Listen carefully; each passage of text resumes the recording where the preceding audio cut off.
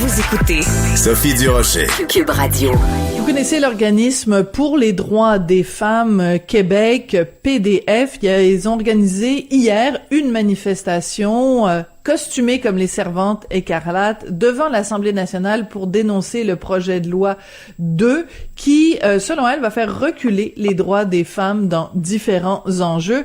Parmi les manifestantes, il y avait Valérie Pelletier. Elle est au bout de la ligne. Madame Pelletier, bonjour. Oui, bonjour. Pour quelle raison vous êtes allée manifester à Québec?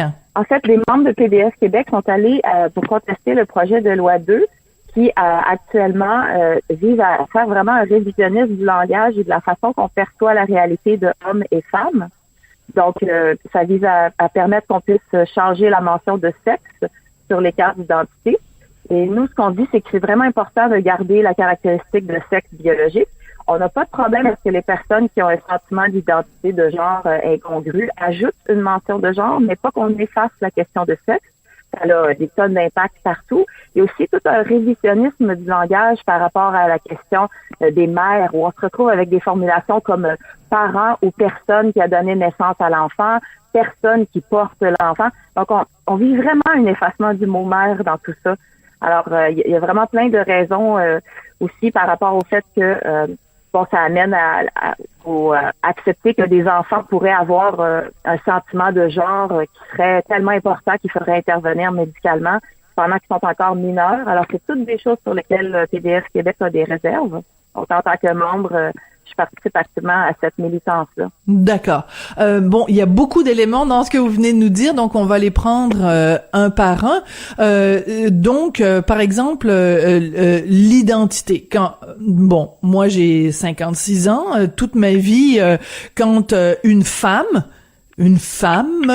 donnait naissance à un enfant, ou quand une femme adoptait un enfant, peu importe, on l'appelait ça une mère ou une maman.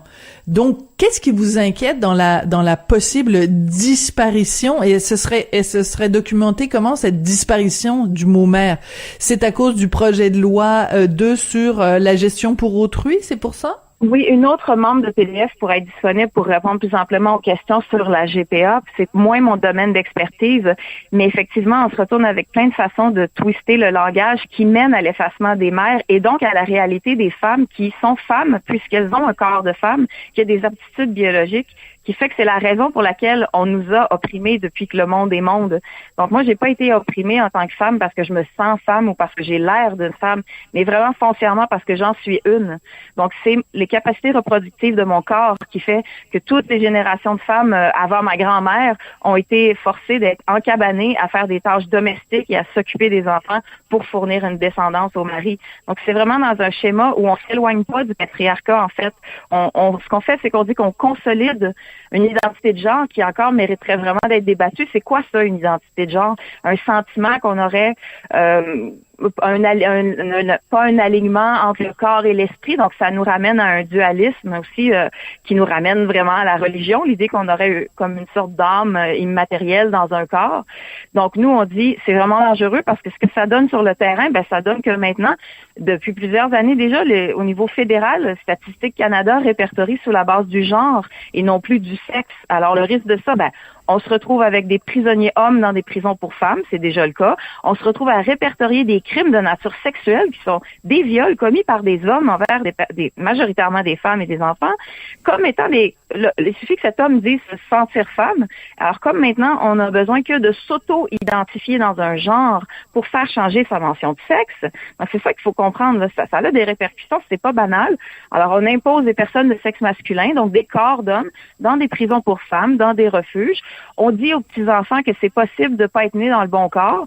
Donc là, on est dans des notions qui sont vraiment strictement idéologiques. Vous savez que en tenant ce discours-là, dans l'état d'esprit actuel au Québec, il y a des phrases que vous prononcez qui vont faire en sorte qu'il y a des gens du lobby des personnes transgenres qui vont vous traiter de transphobe. Qu'est-ce que vous répondez à cet argument-là? Je vais commencer par demander de venir à la table de discussion avec des définitions claires, de choses qu'ils refusent à tout prix de nous fournir. Donc, c'est quoi une définition de femme? Ils vont nous offrir une définition circulaire qu'une femme, c'est toute personne qui se sent femme. Donc, si vous voulez travailler des projets de société à partir de choses floues comme ça, ben ça appartient aux gens qui veulent faire ça, là, mais je veux dire, c'est inacceptable. Il faut avoir des définitions claires sur les termes, de quoi on parle. C'est quoi de la dysphorie de genre, justement? Peut-on l'expliquer, ce sentiment-là? Alors même plus, ils vont dire, on n'a pas besoin finalement d'avoir un sentiment de dysphorie pour se sentir soit non-binaire ou transgenre. Donc, vraiment, c'est une question de définition. Nous, nos définitions sont très claires et sont partageables par l'ensemble de l'humanité. C'est-à-dire, une femme est une personne adulte femelle de l'espèce humaine qui a un système reproducteur de femelles et un homme est une personne homme de l'espèce humaine qui fait son rôle dans la reproduction qui est complètement différent de celui de la femme. Donc, ça, là, ça réduit pas les personnes à juste leur sexe. Ça émet une réalité qui est médicale, biologique et historiquement importante pour comprendre les oppressions.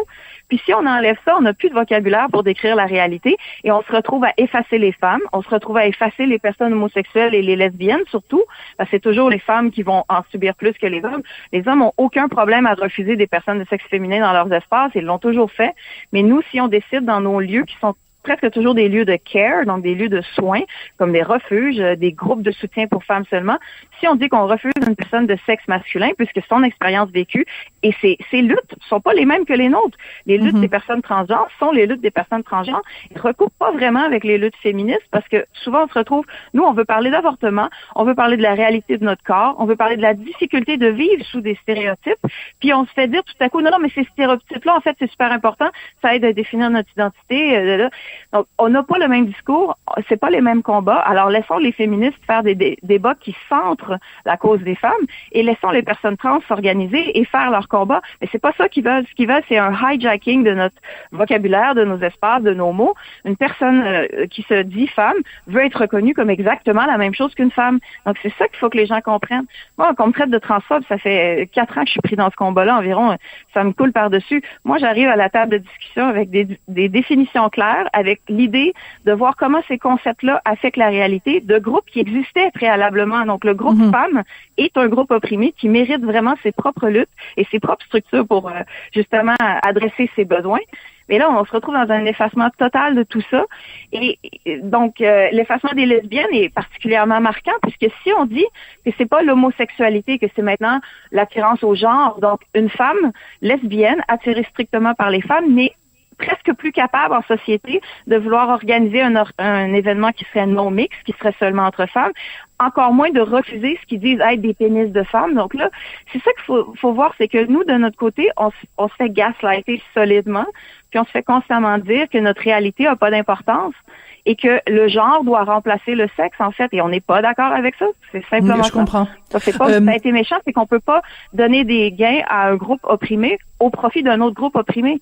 Donc, en fait, on n'est pas les méchantes. On veut juste garder les protections sexo-spécifiques qui défendent les femmes, puisque en patriarcat, les femmes ont besoin de protections sexo-spécifiques. Ça va pas plus loin que ça. Il n'y a pas de méchanceté. On n'empêche pas personne de vivre et d'exprimer sa vie comme il veut. On veut juste pas d'effacement et de renversement du langage qui fait qu'on n'existe plus. Donc, les mères n'existent plus dans ce nouveau langage-là. Voilà. Et mais si c'était simplement des discussions, disons universitaires ou des discussions de militants, ce serait une chose. Mais ce que vous dénoncez, ce que je comprends, c'est que ce soit maintenant aussi dans le projet de loi 2 que ce vocabulaire-là soit présent. Donc, parlez-moi un petit peu de la manifestation hier. C'était quoi le but et est-ce que vous avez eu une réponse du ministre Jolin Barrette? Malheureusement, j'y étais pas présente, donc je serais pas capable de vous donner de détails sur la manifestation et sur comment ça a été reçu. On espère pouvoir donner des nouvelles à travers la page de PDF Québec prochainement. Mais c'est sûr que nous, on lâchera pas nos actions. Ça, c'était une première petite manif éclair, puisque ce projet de loi-là a été déposé comme ça, rapidement, sans avertissement. Alors, on a senti le besoin en 2-3 jours de réagir et d'organiser une manif éclair, mais on lâchera pas, hein. On a nos costumes de servante écarlate pour dénoncer la GPA. Et puis, on lâchera pas PDF. On est là pour essayer d'apporter la voix de la raison, la voix de la communication dans laquelle on ne se fait pas violence entre nous, on s'écoute et on veut avoir des définitions claires sur lesquelles on peut travailler ensemble. Donc, si l'OTAN serait prêt à de telles une telle attitude dans la militance, mais c'est pas ce qu'on observe. On observe qu'on se fait traiter de méchante, qu'on se fait gaslighter sur le fait on dit que mais ce que vous proposez, votre projet de société, le camp adverse, va vraiment amener des changements. Juste un exemple. Là, on est non, je suis vraiment désolée, mais c'est tout le temps. Valérie, je suis vraiment désolée, Madame Pelletier, mais c'est tout le temps qu'on avait. Je vous remercie d'être venue nous parler, même si moi j'étais sous l'impression que vous étiez à la manif d'hier, donc j'ai été mal renseignée. Mais donc une discussion à suivre. Valérie Pelletier, donc membre de cet organisme pour les droits des femmes du Québec. Merci beaucoup, Madame Pelletier. Merci. C'est comme ça que se termine l'émission. Merci beaucoup.